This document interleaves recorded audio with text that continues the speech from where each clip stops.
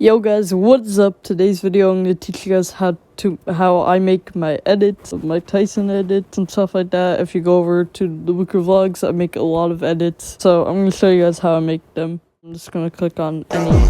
So I'm doing this on my phone. We go on to CapCut. This is how I do it, and we go to templates. I'm gonna click on any edit.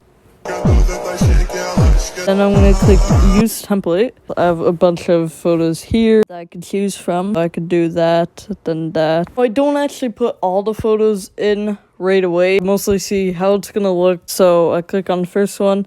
I'm gonna crop this, and then this one. I'm not actually gonna use this. Now I go through the process of cropping all of these down. Okay, I make sure it looks good. So now we got this.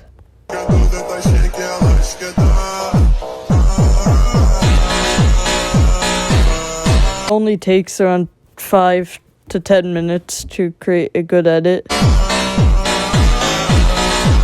We're gonna export it. Now we got the export and settings here. Save to device with CapCut watermark.